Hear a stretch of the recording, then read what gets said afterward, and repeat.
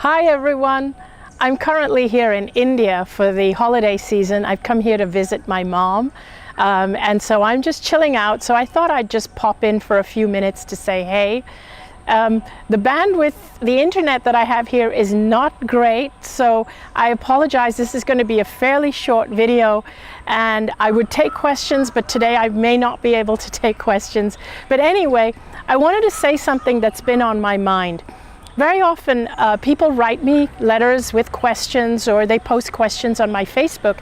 And a question that comes up from time to time is that when I speak about the time that I went through my illness, when I was going through cancer, I mentioned that I tried everything. I tried every healing modality. I ate organic. I was completely vegan. I did all the different, I took all the supplements for cancer. I did everything, all kinds of healing modalities, but nothing seemed to work until I had the near-death experience. So people ask, do I have to die to figure out how to live? And my answer is no. And the reason I share my story is because I don't want you to have to die. Because again, I want to remind you something I very often say. I was a regular person, an ordinary person. I always was, I still am, but I just happened to have an extraordinary experience. And I share it because I don't want you to have to go through what I went through. And here is what I learned in a succinct point. For me, what I learned in the NDE that saved my life, which I did not learn through all the healing modalities and everything I was doing. That one thing, that one key element is that I never knew that I'm supposed to love myself. Self-love. Self-love was the key. I was surrounded and enveloped in this feeling of love. So, what do I mean by that, and how can you attain that without having to die? So first of all, I want to explain what does lack of self-love look like. When I was going through all those healing modalities, I was doing it from a place of fear. Lack of love is fear. You know, just like you have light and darkness. Darkness is not a substance in and of itself. Darkness is the lack of light. Once you turn on the light, the darkness is gone. Love and fear are the same thing. To me, the way I perceive it, fear is the opposite of love. When you increase love, the fear is gone. Now here's how most of us spend our lives though. Most of us spend our lives in fear. Not just fear of illness, which was one of the biggest fears I had, but fear of not being good enough, fear of being disliked. I truly was not just an ordinary person, but I was someone who made myself small. I was a people pleaser because I feared not being liked. I feared not being popular. Now here's what happens. When you are in a constant state of fear, when you're in a constant state of stress, when you're in a constant state of depression, these emotions actually wear down your body. They actually deplete the cells in your body. And that is what leads to illness.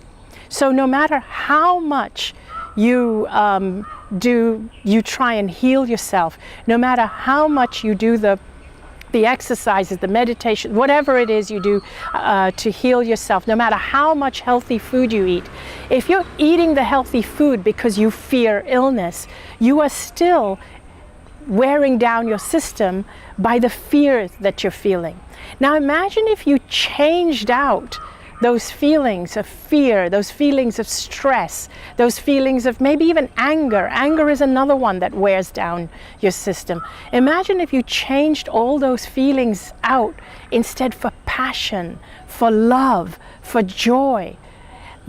Those emotions are very healing to your body. They rejuvenate your cells more than any food, any diet, any healing modality. That is the key element I learned, is that we have to start focusing more on joy, on the love of life, on passion, on love of ourselves, of knowing that we are worthy and deserving of good health. That is exactly what I learned. That is the key element.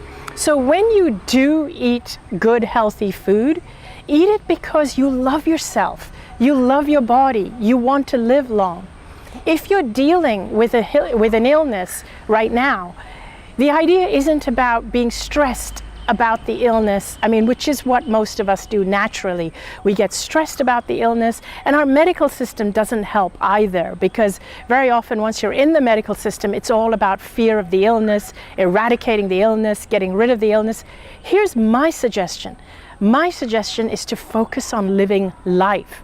You can go for whatever treatment that makes you feel like you're helping your body, and I'm not a doctor, so I'm not going to advocate which course of treatment to take, but go for the treatment that makes you feel empowered, because your emotions during this time are so important.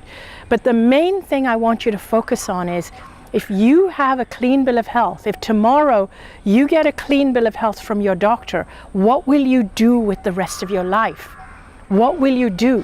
Chances are the reason you got sick is because you have been living a fearful, stressful life, or an angry life, or all of these things have accumulated. So now, if you're dealing with the illness as a repercussion of that, I want you to start thinking, if I have a clean bill of health tomorrow, what am I going to do with the rest of my life? I don't want to go back and live that fearful, angry life. I want to do whatever. I want to celebrate. I want to have fun. I want to connect with my loved ones. I want to live in joy. I want to find my purpose. I want to live from a place of passion. I want to do things every day that bring me passion.